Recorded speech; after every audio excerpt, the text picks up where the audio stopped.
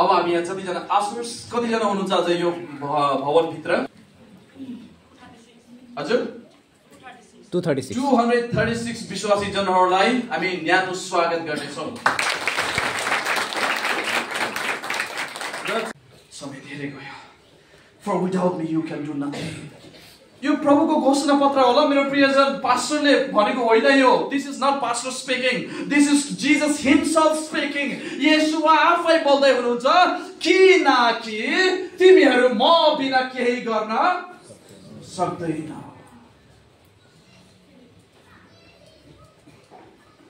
मलाई प्रुफ दिन मन लाग्यो। म 3वटा प्रुफ तपाईहरुको सामु ल्याउँदै छु। येशूले भन्नुभयो तिमीहरू म बिना केही गर्न सक्दैन। आउनुस् न एकचोटि हामी सबैले भनौँ न ताकि नबिर्सिने कुरा। तिमीहरू म बिना केही गर्न सक्दैन। 3वटा प्रुफ दिन चाहन्छु तपाईहरुलाई। यो कुरा यहाँ लेखेर राख्नुहोस्। पोइन्ट नम्बर 1 मैले बताइसके नेचरल लो। के को लो? नेचरको लो। हाँगालाई ब्रान्चबाट छुट्याइदिनुहोस् त्यसले फल फलाउन सक्दैन। हाँगा बोटमा रहिरहोस् त्यसले फल फलाउन सक्छ। हालेलुया। मेरो प्रियजन म एउटा कुरा बताउन चाहन्छु।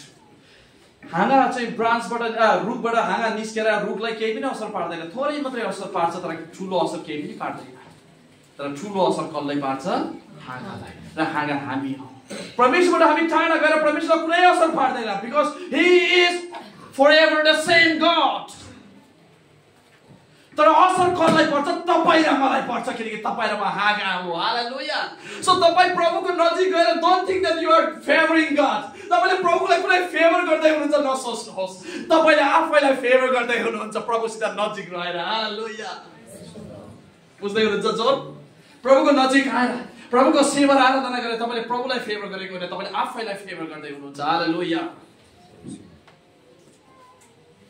कतिले चाहिँ प्रभुको लागि ठुलो काम गरेको जस्तो लाग्छ। सरी, हामीले आफ्नो लागि गर्दैछौँ किनकि प्रभु इटर्नल गॉडलाई कसैको सहायताको खाँचो छैन। उहाँले चाहिँ हाम्रो साथमा ढुङ्गालाई खडा गरेर बोल्न दिन सक्नुहुन्छ। हालेलुया। उहाँलाई मानिसकै खाँचो छैन तर मानिसलाई प्रेम गर्नुहुन्छ, यसै कारण मानिसलाई उहाँ वास्ता गर्नुहुन्छ। हालेलुया। नेचर लो, डिभाइन लो, एउटा ठुलो रेभलेसन म तपाईलाई शेयर गर्दैछु। स्लाइड त्यो एउटा देखाइदिनुहोस् न। मैले धेरै स्लाइड्सहरू तयारी गरिनँ किनकि समय धेरै कन्ज्युमिङ हुन्छ, त्यही भएर हामी इजिकलको पुस्तकमा जानेछौँ। हाम्रो सचिवज्यूले पढिदिनुहुनेछ इजिकल 43 12 and 13। यो रहस्य बुझ्नुहोस्, जीवन परिवर्तन हुनेछ। जीवन परिवर्तन हुनेछ। म इङ्ग्लिसमा पढ्नेछु, त्यसपछि हाम्रो सचिवज्यूले नेपालीमा पढ्नुहुनेछ। सुन्नुहोस् ल, यहाँ के भनेको छ। This is the law of the temple. यो के को कानून हो? मन्दिरको।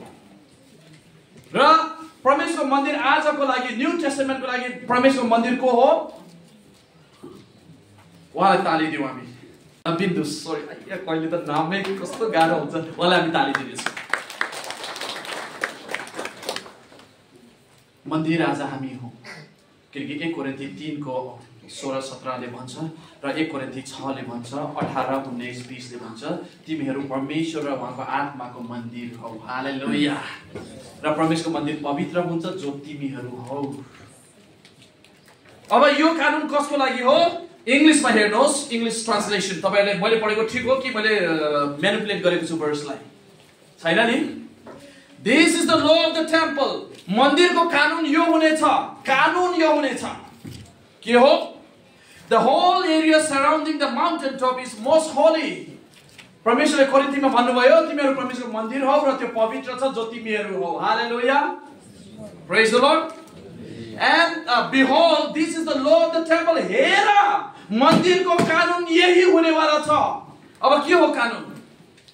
एउटा होलिनेस हो। अर्को चाहिँ 13 मा these are the measurements of the altar in cubits. The cubit is a cubit and a handbreadth. अब हामी नेपालीमा सुन्ने छौं 12-13 मा। मैले एउटा यति ठूलो रहस्य तपाईलाई बताउँदै छु, प्लिज ध्यान दिनुहोस् ल यो कुरा। इजिकल 43 12-13 छिटो पढिदिनुहोस् ल। मन्दिरको नियम यही हो, पर्वतको टाकुराका चारैतिरको क्षेत्र अति पवित्र हुनेछ। मन्दिरको नियम यही नै हो। यही हो मन्दिरको नियम के हो? यही नै। को हो परमेश्वरको मन्दिर? को हो? हामी हो र हाम्रो लागि नियम यही हुनेछ। हजुर। वेदीको नापहरू लामो हातको नाप अनुसार यस्ता हुन्। हजुर। लामो हातको हात अनुसार यस्ता हुन्। लामो हातको नाप 1 हात र 4 अङ्गुलको वाव वाव वाव हजुर के हो चौडाइ हो। हुन्छ धन्यवाद छ। सुन्नुहोस् वेदीको नाप वेदी के हो? अल्टर हो र परमेश्वरको लागि वेदी आज तपाईँ र म हो र हाम्रो नाप के हुनु पर्ने? लामो हातको 1 हात। इङ्ग्लिस ट्रान्सलेसनमा क्युबिट भनेको छ हो। यस 1 cubit and 1 handbreadth. प्लिज म यस्तो रहस्य तपाईलाई बताउन चाहन्छु इङ्ग्लिसमा भन्यो भने दिस इज माइन्ड ब्लोइङ। आज परमेश्वरको मन्दिर हामी हो र परमेश्वरको अल्टर हामी हो। वेदी परमेश्वरको वेदी हामी हो र हाम्रो स्ट्यान्डर्ड हाम्रो लागि परमेश्वरले कानुन बसाउनु भएको एउटा कुरा छ। त्यसको नाप हो चाहिँ 1 लामो हात, त्यो भनेको 1 क्युबिट एन्ड ए भनेको एउटा एन्ड ए ह्यान्डब्रेथ। ह्यान्डब्रेथ भनेको चाहिँ यो 4 उम्लाको चौडाइलाई 4 उम्लाको बुझ्नुभयो? यहाँदेखि यहाँसम्म। नर्मली मेरो हातको साइजको चाहिँ 8 सेन्टिमिटर हुन्छ। मेरो हात 8 सेन्टिमिटरको यो चाहिँ यसको ब्रेथ चाहिँ 8 सेन्टिमिटर छ र ठुलो हात भएकाको 9 सेन्टिमिटर हुन्छ। सो यसले बताउन खोजेको के हो भने 1 क्युबिट अथवा एउटा लामो हात हो। एउटा लामो हातको अर्थ के हो थाहा छ? 1 क्युबिट र 1 क्युबिट भनेको यो चाहिँ तपाईले गुगलमा चेक गर्नुहोस्। मैले गुगलबाटै निकालेको, तपाईले विश्वास गर्नुहुन्न होला भनेर मैले प्रुफ ल्याउँदै छु। 6 handbreadth makes 1 cubit. वाउ! एउटा लामो हात भनेको कतिवटा यसले बन्छ? कतिवटाले? 6 वटाले। यसको 6 चोटि नापेर हेर्नुहोस् तपाईले। तर कसैको हात छोटो हुन्छ, यहाँ चाहिँ लामो हात भनेको छ बाइबलले ख्याल गर्नुहोस्। लामो हातको यो 6 चोटि गर्नुहोस्, यसको नाप एक्ज्याक्टली 6 वटा आउँछ। मेरो 6 वटा आइरहेको छ यहाँ। सो मन्दिरको नाप चाहिँ यो चौडाइ, यो 4 उम्लाको चौडाइको 6 भाग अनि फेरि एउटा ल्याङ्ग्वेज याद गर्नुहोस् न। सिधै 7 वटा भनिदिएको भए हुन्थ्यो कि नै? हेलो, सिधै 7 वटा यो उम्लाको चौडाइ भनेको भए हुन्थ्यो कि नै? बाइबलले के भनेको छ? एउटा लामो हात भनेको 6 वटा चौडाइ। बुझ्नु भयो कि नै? अनि त्यसपछि फेरि के भनेको छ? हो अनि भनेको एन्ड कन्जङ्सन भन्छ हैन? Joining, words joining together, conjunction and. त्यसपछि 1 चौडाइ यो 4 उम्लाको एउटा चौडाइ भनेपछि कतिवटा भयो टोटलमा? 7 वटा। बाइबलले 7 वटा चौडाइको नाप भन्न सक्थ्यो, तर किन 6 + 1 गर्दैछ थाहा छ? परमेश्वरले तपाईँ र मलाई एउटा ठुलो रहस्य बताउँदै हुनुहुन्छ। 6 is a number of man. यो बाइबल बुझ्नलाई तपाईँ र मैले नम्बर्सहरू बुझ्नु पर्छ, किनकि बाइबलमा 7औं दिन भनेको छ, हो कि होइन? 7 वर्ष भनेको छ, हो कि होइन? 7 मण्डली भनेको छ। यी सबैको मिनिङ छ र यो मिनिङ चाहिँ हामी प्रकाश र दानियलको पुस्तक जब हामी सेमिनार लिन्छौँ त्यो बेलामा म अर्थहरू बताउने छु। नम्बर्सका अर्थहरू, नम्बर्सहरू नबुझे हामी बाइबल बुझ्न सक्दैनौँ। 6 भनेको चाहिँ मानिसलाई जनाएको, मानिसको बल, मानिसको शक्ति, मानिसको ज्ञान। किनकि 6औं दिनमा परमेश्वरले कसलाई बनाउनु भयो? मानिसलाई बनाउनु भयो, जनलाई बनाउनु भयो। अब सुन्नुहोस्, बाइबलले सिधै 7 भनेन, 6 भनेको मानिस, तपाईँ र म, मेरो प्रयास, मेरो कोसिस, मेरो बल, हाम्रो स्किल्सहरू, हाम्रो एबिलिटिजहरू। जोन म्याथमेटिक्समा एकदम राम्रो हुनुहुन्छ, त्यो उहाँको skill. There is 6, there is 6। तर विदाउट 1 7 हामीले केही पनि गर्न सक्दैनौँ। हालेलुया। एन्ड त्यो 1 चाहिँ इट रिप्रेजेन्ट गड। किनकि 7 हुन्छ 1 जोड्दाखेरि र त्यो चाहिँ परमेश्वरको नम्बर हो। 7 is a Holi number, it's a gods number. म प्रुफ दिनेछु दानियल र प्रकाशको पुस्तक गर्दाखेरि, तर म आज चाहिँ त्यो प्रुफ दिन जाने छैन। 7 रिप्रेजेन्ट गड, 6 रिप्रेजेन्ट म्यान। आज तपाईँ र म परमेश्वरको इच्छाको मन्दिर बन्नलाई, फल फलाउनलाई हामी एक्लैले केही गर्न सक्दैनौँ। बाइबलले भन्छ for without me you can do nothing. Praise the Lord. जब तपाईँ र मेरो कोसिस, बल, प्रयास, स्किल्सहरूमा परमेश्वरले आशिष दिनुहुन्छ, then only we can do. Hallelujah. This is amazing. यो चाहिँ वन्डरफुल छ। परमेश्वरले यो कुरा चाहिँ पुरानो करारबाट पनि सिकाउँदै हुनुहुन्थ्यो र नयाँ नियममा पनि सिकाउँदै हुनुहुन्छ, तिमीहरू म बिना केही पनि गर्न सक्दैनौ। हालेलुया। आज हाम्रो बीचमा धेरै कोसिस र मेहनत गर्ने व्यक्तिहरू हुनुहुन्छ, तर पनि यो पनि गरे फेल, यो पनि गरे सफल छैन, यो पनि गरे सफल हुन सकेन। हाम्रा युथहरू दुईजनाले मलाई त्यो कुरा सेयर गर्नुभएको छ, उहाँसित म पर्सनल काउन्सिलिङ गर्दाखेरि आई ट्राइड एभ्रिथिङ, तर म केहीमा पनि सफल हुँदिनँ। मैले उनीहरूलाई भने तपाईँले कोसिस त धेरै गर्नुभयो तर रङ फर्मुलामा कोसिस गर्नुभयो। केमा कोसिस गर्नुभयो? जुन रङ फर्मुला एप्लाई गरेर राइट एन्सर आउँछ, not possible. So right formula यो हो, first seek the kingdom of God and His righteousness, and all these things shall be added unto you. Hallelujah. Right formula यो हो, 6 चाहिँ तिमीहरू हौ र म 1 थपिएर 7 भएर तिमीहरू पूर्ण हुन सक्छौ। Hallelujah. This is beautiful. This is beautiful. मलाई अर्कोमा जानुपर्छ। This was divine law. यो लो चाहिँ परमेश्वरले घोषणा गर्नुभएको कानुन हो। हालेलुया। अब कसैले यो कानुनलाई तोडेर उ आफैले गर्न खोज्छ भने सुन्नुहोस्, बाइबलले भन्छ for without me you can do nothing। म भन्न चाहन्छु तपाईहरुले परमेश्वर बिना पनि केही चाहिँ गर्न सक्नुहुन्छ, तर के हो थाहा छ? त्यो कहिले पनि लामो समय टिक्दैन। परमेश्वर बिना तपाईं सम्पत्ति कमाउन सक्नुहुन्छ, यस म भन्दैछु सक्नुहुन्छ, तर त्यो पैसाको पखेटा पलाएर उडेर जान्छ। मैले होइन, हितोपदेशको पुस्तकले भनेको छ, हो कि होइन? तपाईहरु परमेश्वर बिना घर बनाउन सक्नुहुन्छ, तर पुरानो करारमा के भनेको छ यहुदीहरूलाई? यदि तिमीहरू मेरो विरोधमा रहेर आज्ञा पालना गरेनौ भने तिमीहरू घर बनाउनेछौ तर तिमीहरू त्यसमा बास गर्न पाउने छैनौ। तिमीहरूले दागबारी लगाउनेछौ तर त्यसको फल तिमीहरू खान पाउने छैनौ। म मेरो विश्वासी जनहरूलाई भन्छु, John, you can do without God, but that's not gonna remain। त्यो रहने छैन। हाम्रो बीचमा प्रमाण छ, प्रभु बिना गरेका परिश्रमहरू हावामा उडेर गएकाहरू प्रमाणहरू छन्, पखेटा पलाएर उडेका प्रमाणहरू हाम्रो बीचमा छ। र यदि हामी केही कुरा चाहिँ अनन्तकालको लागि रहेको हामी चाहन्छौँ भने we need to abide in Him। Hallelujah. Praise the Lord. Creation law, तीनवटा लो मैले भनेको थिएँ। फर्स्ट नेचुरल लो भने दाग बोट र हाँगाको, किनकि त्यसमा नरहेर फल फलाउन, हो कि होइन? अर्को डिभाइन लो, प्रभुको मुखबाट घोषणा गरिएको, जो कुरा कसैले भङ्ग गर्न सक्दैन। I cannot break that law. John cannot break that law. हामी कसैले त्यो लोलाई ब्रेक गर्न सक्दैन। त्यो चाहिँ अहिले 6+1 बुझ्नुभयो कि नै? 6 is human effort, 1 is God, मिलाएर 7। Hallelujah. That's complete God's plan। 7 परमेश्वरको कम्प्लिट योजनामा हामी पुग्न सक्छौँ। So next चाहिँ क्रिएसन लो, सृष्टिको कानुनलाई हामी एकचोटि फर्किएर हेर्न मन लाग्यो। जेनेसिसमा जानुहोस् त हाम्रो सचिवज्यू, genesis chapter 1 verse 11 and 12, very interesting, ध्यान दिनुहोस्। अनि परमेश्वरले भन्नुभयो, भूमिले वनस्पति बिउ हुने बोट, बिरुवाहरू र आफ्ना किसिमको बिउ हुने फल्ने वृक्षहरू पृथ्वीमा उमारोस्, तब यस्तै भइहाल्यो। 12मा पनि पढ्नुहोस्। भूमिले वनस्पति बिउ हुने बोटहरू र आफ्नो किसिमको बिउ हुने फल्ने वृक्षहरू उमार्यो अनि हजुर परमेश्वरले हेर्नुभयो, त्यो असल थियो। सुन्नुहोस्, सबै हरिया वनस्पतिलाई परमेश्वरले कसलाई आज्ञा गर्नुभयो? कसलाई आज्ञा गर्नुभयो उमार्नलाई? हजुर न सरी हजुर भूमिलाई।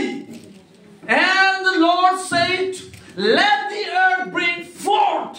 उहाँले भूमिलाई आज्ञा गर्नुभयो र 12ले भन्छ भूमिले त्यस्तै गरी उमार्यो। भनेपछि हरिया रुख वनस्पतिहरू यहाँ बाहिर म्याङ्गो ट्री छ, त्यो कहाँबाट आयो? भूमिबाट। कसको आज्ञामा? परमेश्वरको आज्ञामा। ऊ आफै आएको त होइन, परमेश्वरको आज्ञाबाट। कहाँबाट आयो? भूमिबाट। अब म तपाईलाई सोध्छु, रुख बाँच्नको लागि भूमिको खाँचो छ कि छैन? यस। भूमि बिना, जमिन बिना रुख बाँच्न सक्दैन, किनकि रुखलाई परमेश्वरले भूमिबाट निकाल्नु भयो। कसैले प्रेज द लर्ड भन्नुहोस्।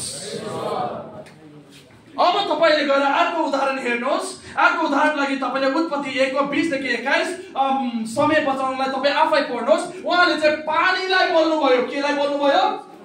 समुद्रलाई बोल्नुभयो।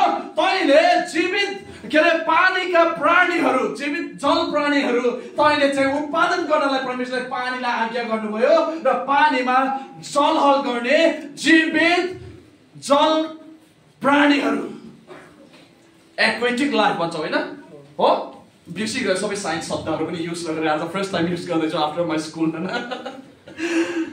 जल प्राणीहरू कसले उत्पादन गर्यो कसले पानीले धन्यवाद छ तालिदिनुहोस् एकचोटि मलाई यस्तो मन पर्छ म एक्लै बोलेको मन पर्दैन मसले बोल्ने मान्छे मन पर्छ मलाई सुन्नुहोस् अब माछा पानी बिना बाँच्न सक्छ कि सक्दैन सक्दैन किन त्यसको सृष्टि परमेश्वरले कहाँबाट गर्नुभयो पानीबाट गर्नुभयो मेरो प्रियजनहरू रुख जमिन बिना फल फलाउन सक्दैन रुख जमिन बिना बाँच्न सक्दैन पानी बिना माछा बाँच्न सक्दैन किनकि परमेश्वरले पानीबाट त्यसलाई बनाउनु भयो अब आउनुहोस् लास्ट पोइन्ट 1:26 मा पढिदिनुहोस् उत्पत्ति 1:26 मा अनि परमेश्वरले भन्नुभयो मानिसलाई आफ्नै स्वरूपमा हाम्रै प्रतिरूपमा बनाऊ हालेलुया तिनीहरूले समुद्रका माछाहरू धन्यवाद छ अब सुन्नुहोस् न प्लिज तपाईको कन्सन्ट्रेसन यता दिनुहोस् न तपाईले पोइन्ट मिस नगर्नुहोस् जमिनबाट परमेश्वरले रुख बनाउनु भयो रुख बाँच्नलाई के को खाँचो छ जमिनको खाँचो छ ल्यान्डको खाँचो छ माछाहरूलाई र अरू प्राणीहरूलाई पानीद्वारा बनाउनु भयो उनीहरूलाई के को खाँचो छ पानीको खाँचो छ तपाईँ र मलाई के द्वारा बनाउनु भयो परमेश्वरले माटोद्वारा आफ्नै स्वरूपमा बनाउनु भयो हालेलुया हामी कसको स्वरूपमा बनियो परमेश्वरको सो बाइबलले भन्छ you can do nothing without me hallelujah बुझ्नुभयो कि नै जसरी रुख बिना माटो बिना रुखले केही फल फलाउन सक्दैन पानी बिना माछा र अरू जीवित प्राणी बाँच्न सक्दैन आज तपाईँ र म परमेश्वर बिना केही गर्न सक्दैनौँ किनकि हामी उहाँको स्वरूपमा सिर्जिएका हौँ हालेलुया प्रेज द लर्ड यसै कारण बाइबल येशूले भन्नुहुन्छ यदि तिमीहरू ममा रह्यौ र म तिमीहरूमा रह्यौ भने तिमीहरूले धेरै फल फलाउनेछौ हालेलुया मेरो प्रिय युथहरू हाम्रो आमा बुबाहरू हाम्रो लागि सेक्रेट यही हो हामी ख्रिस्टमा रहेर धेरै फल फलाउन सक्छौँ हालेलुया